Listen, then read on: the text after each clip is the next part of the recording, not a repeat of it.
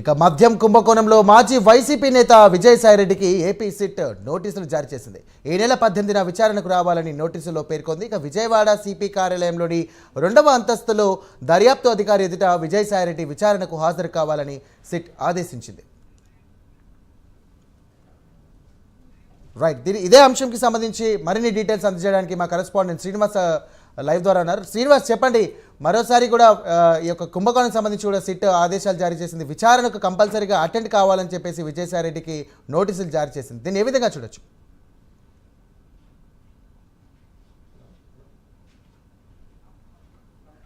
మద్యం అమ్మకాలు కూడా పెద్ద ఎత్తున అక్రమాలు జరిగాయని చెప్పేసి కూడా కూటమి సర్కార్ ఇప్పటికే అక్రమాలు వెలికి తీసేందుకు కూడా ఒక సిట్ను కూడా ఏర్పాటు చేసింది. విజయవాడ సిపి రాజశేఖర్ బాబు ఆధ్వర్యంలో కూడా ఈ సిట్ను కూడా ఏర్పాటు చేసింది కూడా.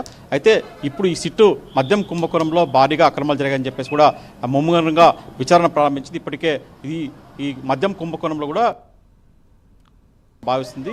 ఈ దిశగానే సిట్టు కూడా విచారణ ముమ్మరం చేసింది. ఇప్పటికే ఈ అక్రమ మద్యం మాఫియా మద్యం కుంభకోణంలో ప్రధాన నిందితుడిగా భావిస్తున్న ఏదైతే కసిరెడ్డి రాజశేఖర రెడ్డి అతని హైదరాబాద్ కూడా పెద్ద ఎత్తున కూడా అక్కడ సిట్టు బృందాలు కూడా అక్కడ అతని కోసం కూడా వేట ప్రారంభించాయి. హైదరాబాద్ కూడా అతనికి సంబంధించిన సంస్థలపైన అతనికి సంబంధించిన బంధువుల ఇళ్లలో కూడా పెద్ద ఎత్తున సోదాలు చేశాయి. అయితే ఇప్పటికే అతను కసిరెడ్డి రాజశేఖర రెడ్డి ఇప్పటికే ఆయన పోలీసులు కళ్ళు కప్పి పరారీలో ఉన్నాడు. ఆయన కుటుంబ సభ్యులు కూడా పరారీలో ఉన్నాడు. అయితే ఈ నేపథ్యంలోనే ఈ సిట్టు విచారణకు సంబంధించి మద్యం మాఫియాకు సంబంధించి కూడా మాజీ వైసీపీ నేత మాజీ రాజ్యసభ సభ్యులైన కూడా విజయసాయిరెడ్డి కూడా సిట్టు నోటీసులు జారీ చేసింది. ఈ నెల 18న కూడా విచారణకు హాజరు కావాలని చెప్పేసి కూడా సిట్టు విజయసాయిరెడ్డి కూడా ఒక నోటీసు జారీ చేసింది. ఈ నెల 18న కూడా విజయవాడ సిపి కార్యాలయంలో సిపి సమక్షంలో జరిగే విచారణకు హాజరు కావాలని చెప్పేసి కూడా విజయసాయి కూడా నోటీసులు జారీ చేసింది. అయితే ఈ నేపథ్యంలో కూడా ఇప్పటికే దాదాపు ఈ మద్యం కుంభకోణంకు సంబంధించి దాదాపు 3,000 కోట్లకు పైగా అక్రమాలు జరిగాయని చెప్పేసి కూడా సిట్ అధికారులు భావిస్తున్నారు. ఇప్పటికే దాదాపు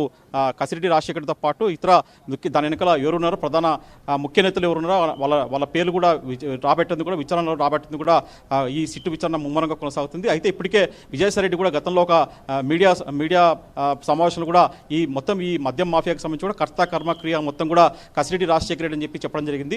అయితే తాను విచారణకు పిలిస్తే మటుకు ఖచ్చితంగా ఈ మద్యం మాఫియాకు సంబంధించి కూడా పూర్తి వివరాలు వెల్లడిస్తా అని చెప్పేసి కూడా స్వయంగా విజయసాయిరెడ్డి చెప్పడం నేపథ్యంలో ఇప్పుడు సిట్ అతనికి నోటీస్ ఇచ్చింది. విచారణకు వచ్చి తమకు సహకరించాలని చెప్పేసి కూడా నోటీసులో పేర్కొంది. అయితే విజయసాయిరెడ్డి మరి 18న జరిగే సిట్టు విచారణకు హాజరవుతారో మనం చూడాల్సి ఉంటుంది. సాయిరామ్.